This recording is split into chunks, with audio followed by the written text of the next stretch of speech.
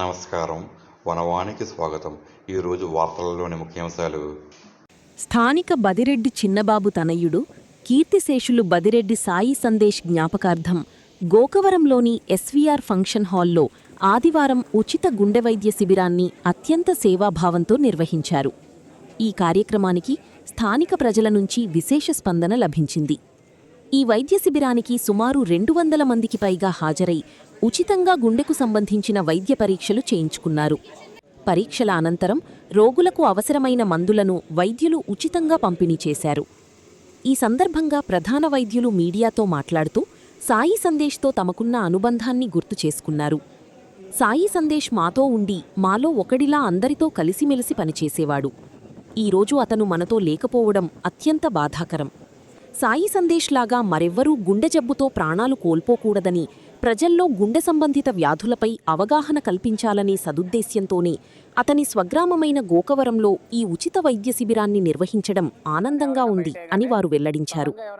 ఈ సత్కార్యక్రమానికి వేదికను అందించిన ఎస్వీఆర్ ఫంక్షన్ హాల్ అధినేత సుంకర వీరబాబు మాట్లాడుతూ, సమాజహితం కోసం ఎవరైనా ఉచిత మెడికల్ క్యాంపులు లాంటివి నిర్వహించాలనుకుంటే తమ ఫంక్షన్ హాల్లో ఎలాంటి ఖర్చు లేకుండా నిర్వహించుకోవచ్చని తెలిపారు.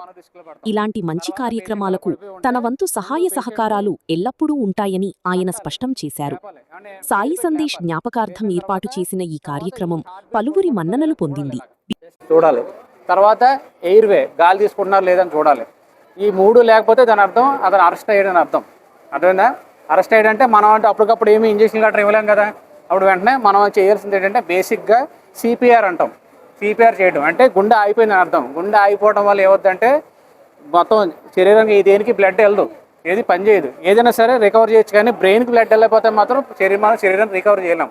గుండె ఆగిపోయి 10 నిమిషాలు ఆగి బ్రెయిన్కి బ్లడ్ వెళ్ళలేదనుకోండి, బ్రెయిన్ అవ్వదు. కాబట్టి ఆ గుండెని మనం అలా పదే పనిగా ప్రెస్ చేస్తూ ఉంటే ఉన్న రక్తం అంతా బ్రెయిన్కి వెళ్తుంటుంది. ఓకేనా? అప్పుడు బ్రెయిన్ మనం కాపాడుతున్నట్టు లెక్క. అప్పుడు గుండెని కూడా మనకి గుండె ఒకేసారి 2 కాపాడుతున్నట్టు లెక్క మనం. అర్థమైందా? దాన్నే సిపిఆర్ అంటారు. ఓకేనా? సిపిఆర్ అంటే సింపుల్గా చెప్తున్నా. సిపిఆర్ అంటే గుండెని అదపటం. ఒక లెక్క, ఒక పద్ధతి ప్రకారం ఎలా పడితే అలా అది మిగకూడదు. దానికి కూడా లెక్క ఉంటుంది. అర్థమైందా?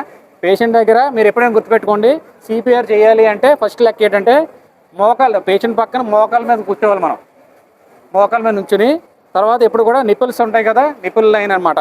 ఈ నిపుల్ లైన్ మధ్యలో చూసుకోవాలి. ఇంకే ఎక్కడ చేయాలా ఇక్కడ చేయాలని మనకు కన్ఫ్యూజన్ వద్దు. జస్ట్ ఇక్కడ చేయాలి. నిపుల్ అయిన తర్వాత 2 చేతులు ఇలా పెట్టుకోండి. 2 చేతులు ఇలా పట్టుకోండి. ఇలాగా. అర్థమైందా? మీరు ఏ చేయి అయితే బలమైంది, ఏదైతే మీ కుడి చేయి బలమైంది అనుకోండి, అది పెట్టండి. ఇలా పెట్టండి. ఇలా పెట్టుకుని ఇలా ఈ చేతిలోంచి ఈ చేయి ఇలా పెట్టాలి. పెట్టిన తర్వాత ఇది ఎప్పుడు కూడా సెంటర్ ఆఫ్ ది చెస్ట్, మన వెన్నుపూస ఉంటుంది కదా, కరెక్ట్గా సెంటర్ నిపుల్ లైన్ అంటారు. ఇక్కడ పెడితే ఇలా పెట్టాలి. పెట్టిన తర్వాత ఈ చేతిని ఇలా పెట్టాలి. పెట్టిన తర్వాత ఎప్పుడు గుర్తుపెట్టుకోండి, మనం ఇలా చేయకూడదు. ఎప్పుడు ఇలా ఉంచాలి. ఇలా ఉండాలి. ఉన్న తర్వాత కంప్రెస్ చేయాలి రిబ్స్ని ఇలాగ. ఇది ఇందులో ఇంకో సమస్య ఏంటంటే మనం అత్యుత్సాహంతో ఎక్కువ ఏదో చేయాలని కంగారు పడి చేసామంటే ఈ పక్క టెంకులు ఇరిగిపోతాయి. అలా ఇరగకూడదు. చాలా మృదుగా చేయాలి. పైగా అదే పనికి ఎలా చేసినా సరే మన గుండెకి ఏమీ పని అవ్వదు. మనం చేసిన వేస్ట్. ఒక లెక్క ఉంటుంది. ఎలాగంటే స్ట్రైట్గా ఉంచాలి. జస్ట్ కేవలం 5 సెంటీమీటర్ లోపల పుష్ చేయాలి. ఇలాగ అంతే. మరీ ఎక్కువ ఇలా చేయకూడదు. ఇలా చేస్తాం. మళ్ళీ వెనక్కి పూర్తిగా వచ్చేలా చూడాలి. అర్థమవుతుందా? అది ఫాస్ట్గా జరగాలి. ఇలా చేయకూడదు. అర్థమైందా? గట్టిగా నొక్కేయకూడదు. ఇలా పెట్టి అర్థమవుతుంది కదా. మనం బలం పెట్టి ఇలా చేయాలి. ఎన్ని చేయాలంటే ఒక్కొక్క లెక్క చూసుకోవాలి. 30 సార్లు చేయాలి. 1 2 3 4 5 6 28 29 30 చేయాలి. చేసిన తర్వాత ఎప్పుడు కూడా మనిషికి గుండె కాదు, గాలి వెళ్ళడం కూడా చూసుకోవాలి. మనం మొత్తం మనిషిని క్లియర్ చేసి ఇలా పెట్టాలి. తలని కొంచెం పైకి పెట్టాలి. పెడితే ఈ గొంతుకి కొంచెం గ్యాప్ వస్తుంది అన్నమాట, గాలి వస్తుంది. అప్పుడు గాలి వెళ్ళే అవకాశం ఉంటుంది. ఈ లోపు ఎవరినైనా సరే చుట్టుపక్కల ఎవరైనా పేరు పెట్టి పిలిచి ఫలానా ఆయన ఉన్నారు అనుకోండి, ఇలా ఉన్నారు అనుకోయినా అంటే కళ్ళజోడు పెట్టుకున్నారు కదా, మీరు వెళ్ళి ఈ లోపు డాక్టర్ గారిని పిలవండి అని చెప్పాలి. అంటే మీరు పిలవండి అంటే ఎవరు అర్థం కదా వాళ్ళకి కూడా, బయట జనానికి. అలా పెడితే వాళ్ళు వస్తారు. ఈ లోపు వచ్చిన తర్వాత అయితే మన నోటి ద్వారా ఇవ్వాలి గాలి. ఎలకును 30 సార్లు ఇది చేయటం. తల ఇలా పెట్టి ఉంచుతాం. 2 సార్లు నోటికి గాలి ఇవ్వటం. గాలి ఇస్తూ ఉండాలి. లోపలికి వెళ్ళాలి కదా ఆక్సిజన్. ఈలో మన దగ్గర ఏమైనా బ్యాగ్లు ఉన్నా, బ్యాగ్లు ఉన్నా సరే ఎవరైనా అడిగి దాని ద్వారా ఇవ్వచ్చు. అవి ఉండకపోవచ్చు, కానీ నోటి ద్వారా ఇవ్వడం అనేది అప్పుడున్న మార్గం అది ఒకటే తప్పితే ఇంకోటి లేదు కదా.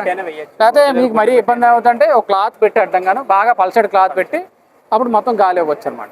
అలా మనం అట్లీస్ట్ 5 టైమ్స్ చేయాలి, 5 సార్లు చేయాలి, 30 స్టెప్పులు చేయాలి. 30 సార్లు చేయటం, ఇది 2 సార్లు గాలి ఇవ్వటం, మళ్ళీ 30 సార్లు చేయటం.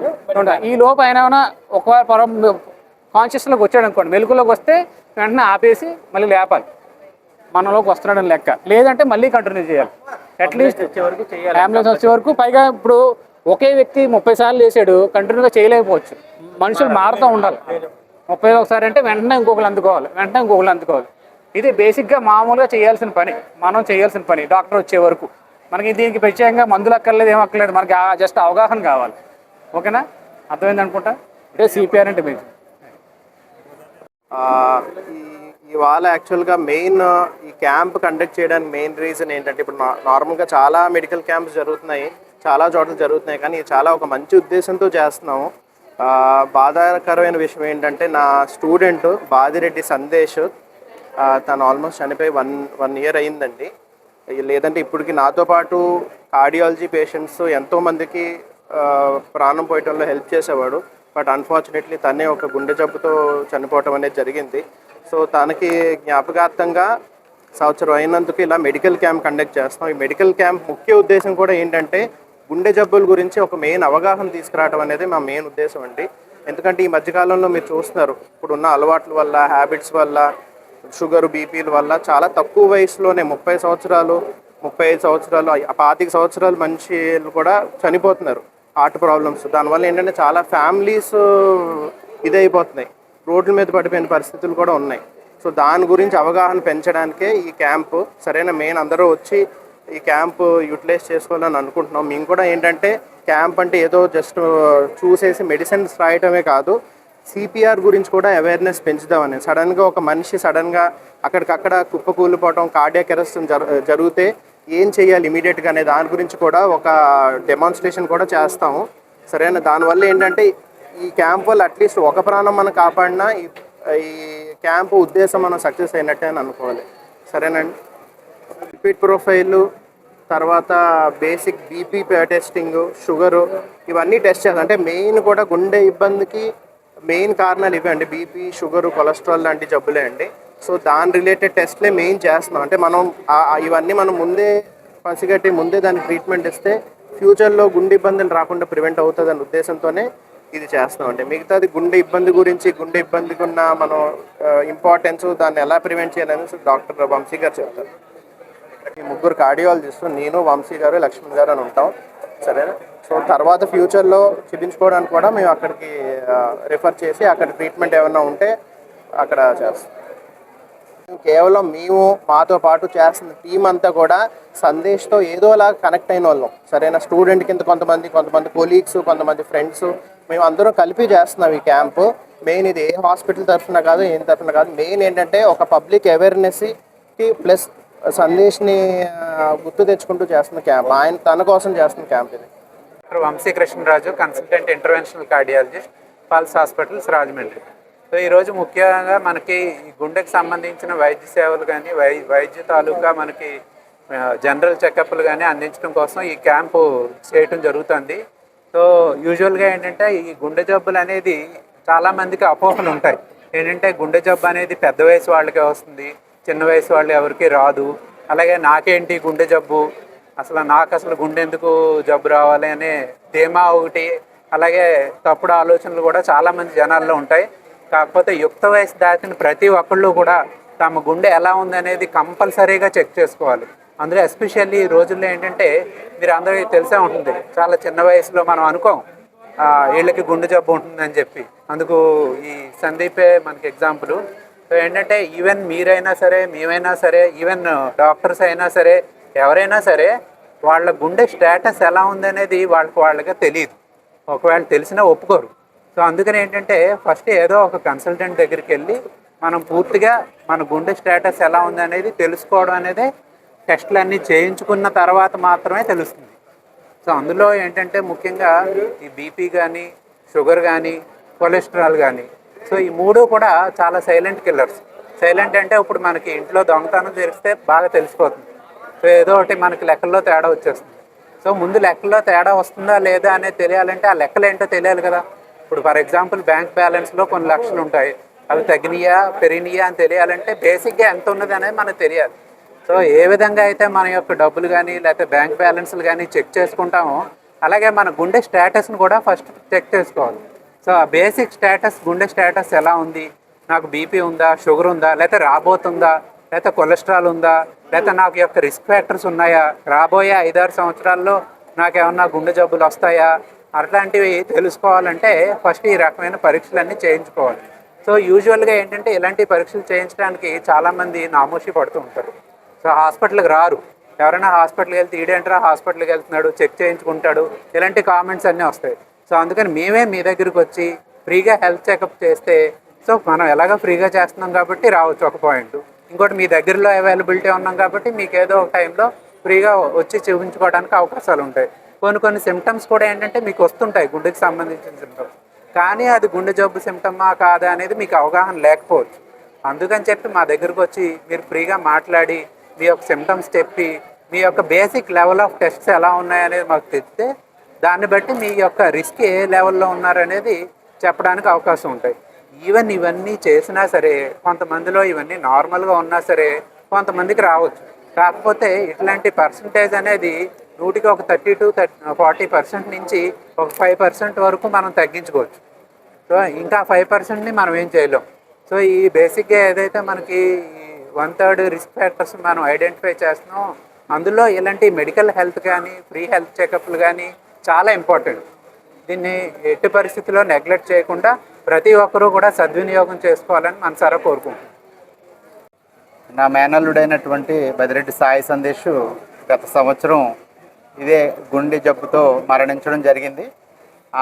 ఆ కార్యక్రమాన్ని ఆ చిన్న ఏజ్లోనే గుండె జబ్బుతో మరణించినందుకు చాలా బాధతో వాళ్ళ నాన్నగారు అయినటువంటి బదిరెడ్డి సూర్యప్రకాష్ గారు, అలాగే సందేశ్